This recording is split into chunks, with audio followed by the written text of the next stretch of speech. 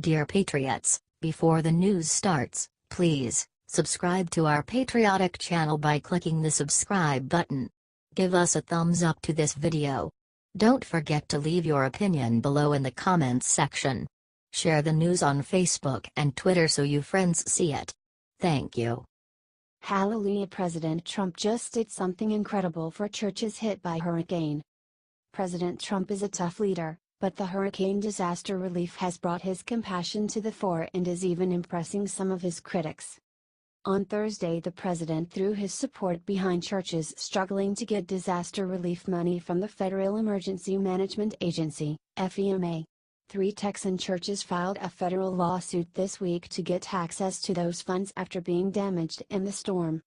The lawsuit alleges they are not getting a fair shake from FEMA, claiming the agency categorically excludes houses of worship from equal access to disaster relief grants because of their religious status.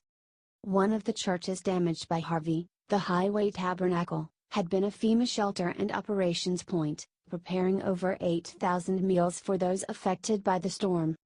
Republican Senator Ben Sasse also got behind the churches, writing a letter to FEMA administration Brock Long condemning possible discrimination against churches.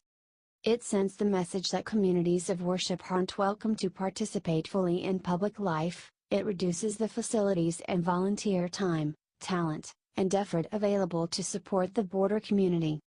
For its part, FEMA told The Hill that religious organizations that assisted the relief effort could be eligible for funds, saying, "Any private nonprofit, plug-and-play, organization, including a religious organization that provides eligible services may be eligible for federal assistance under FEMA's Public Assistance Program, PA, to help restore its facilities and equipment." Note that this is only if churches provide disaster relief services. There were no comments reported for churches receiving aid if they were not a part of the relief effort, if they were too damaged to help, for instance. President Trump's support of this issue is a great sign for faith-based institutions, and will hopefully go a long way in bringing about legislative change that can help these important pillars of every community. The Hill.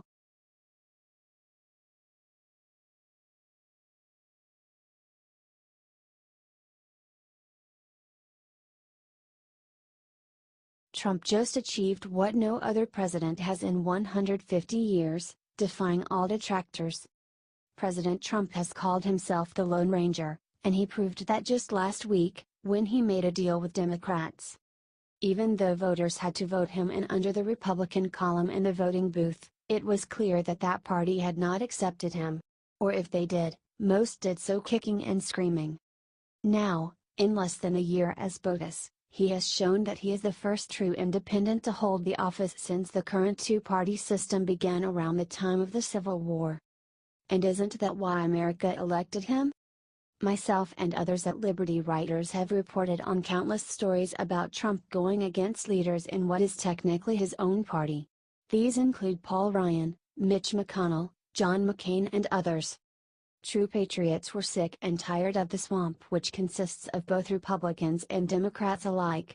Trump promised to drain that swamp and that's why America made him our president. Trump wants to do business. And he will do business, even if it pisses some people off. And, again, isn't that why patriots elected him? Do you think Trump knows exactly what he's doing? If so, comment "Keep it up Mr. President" and share to gather support from everywhere. The New York Times.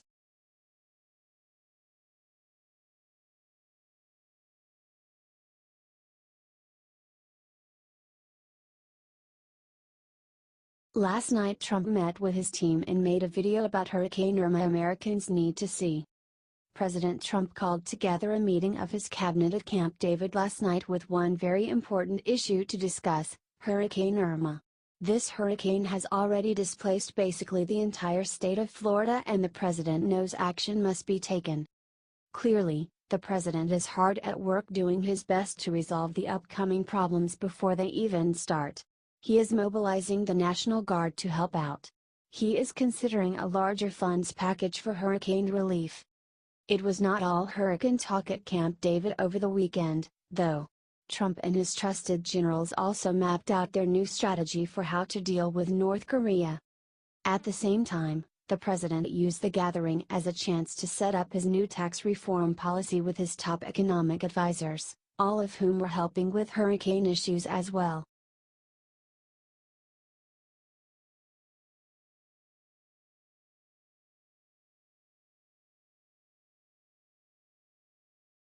Oh hell no, North Korea's sick new personal attack on Nikki Haley will make blood boil.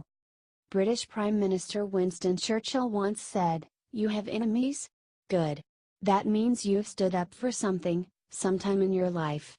It looks like that saying just came true for U.S. Ambassador to the UN Nikki Haley.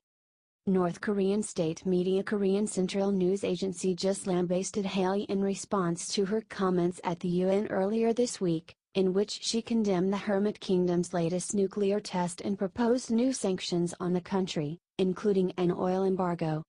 The news station called her a prostitute and added, "She is crazily swishing her skirt, playing the flagship role in Trump administration's hideous sanctions and pressure racket." A threat to the U.S. followed fault with. "Nikki should be careful with her tongue, though she might be a blind fool. The U.S. administration will have to pay a dear price for her tongue lashing." Wow. Nikki Haley a prostitute? Although this isn't even close to the worst thing North Korea has done, this just goes to show the level of depravity and incivility they're willing to sink to. It's also one more example of how difficult they are going to be to negotiate with. For her part, Nikki Haley took it all in stride, not releasing any public statement or acknowledging North Korea's sick, sexist insult. Nikki Haley is an incredible fighter and has been doing amazing work at the UN so far this year. It is so hard to see her insulted by the likes of Kim Jong-un, but it's all the more reason to be proud of the work she's doing. Let's show our girl at the UN some support by sharing this 10,000 times. HT The Independent.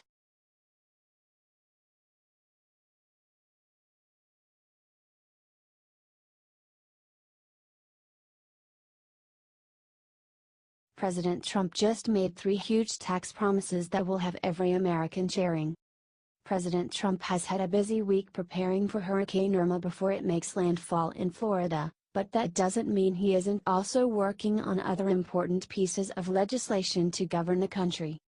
One of the biggest reforms President Trump is looking to accomplish is tax reform, and he made 3 major promises in his weekly address on Friday that you don't want to miss. Here's exactly what he said.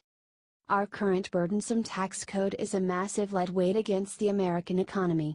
It costs us millions of jobs, trillions of dollars, and billions of hours wasted on paperwork and compliance. My administration is working closely with Congress to develop a plan that will deliver more jobs, higher pay, and lower taxes for businesses of all sizes and most importantly for middle-class families all across America.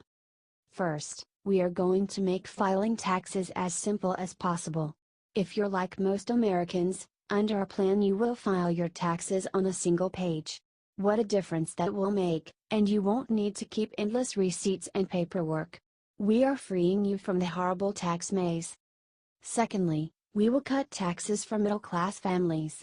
We want you to keep more of your hard-earned money.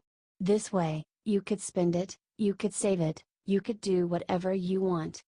Third, we will restore our competitive edge so we can create more jobs and higher wages for the American worker. We are going to cut taxes on American industry so we can create more business in our country. Woohoo! Honestly, this is the first time I've actually been excited to do my taxes.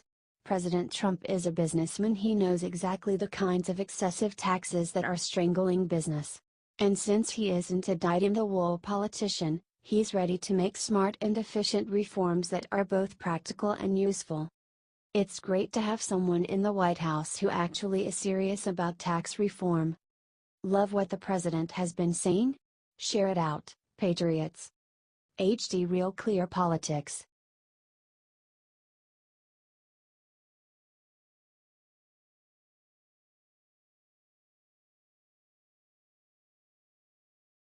Oh my God, Al Sharpton's daughter was just arrested for violent attack that will make blood boil. Al Sharpton's daughter just got arrested for allegedly assaulting a cab driver in New York City on her 30th birthday, and the details are beyond sick. Ashley Sharpton was booked for petty larceny Saturday after allegedly fighting with a cab driver and throwing his keys on the street, the New York Post reports. The terrified cabbie, Georges Coley, related his experience to the New York Post, at one point breaking down in tears. Coley said how he tried to pick up Sharpton and her friends around 1 a.m.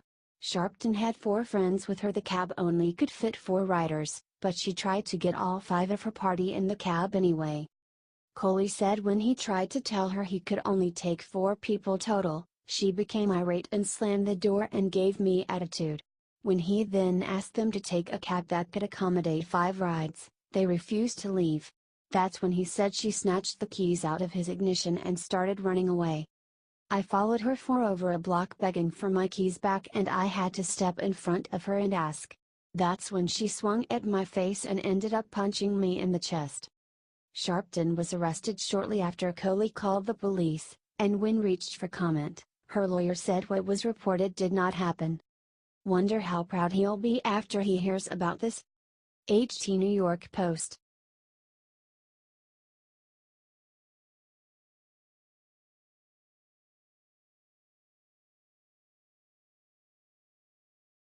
Trump just did the most incredible thing for Florida that will save lives from Irma.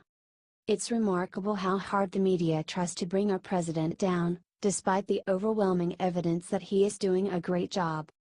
And that includes what he has done for Texas in the wake of Hurricane Harvey and what he is doing for Florida as it braces against Hurricane Irma. Professor Carolyn Heldman thinks Trump did a great job with Harvey, and he continues to bring relief from that hurricane. She says we are starting to see him shine. She went on to say that he is doing an exceptionally good job regarding hurricane relief. According to Florida Governor Rick Scott, Trump talks with him pretty much every day. And Trump told him, "I will provide whatever resources you need." Scott himself has said that we will spare no expense to save every life in this state. So, together, Trump and Scott are determined to do whatever is necessary to save lives in the midst of this second natural disaster to hit our sweet country in the past few weeks. If you agree that Trump is doing an exceptionally good job, comment, "Great job, Mr. President," and brag about our president by sharing this everywhere. H. T. The Hill.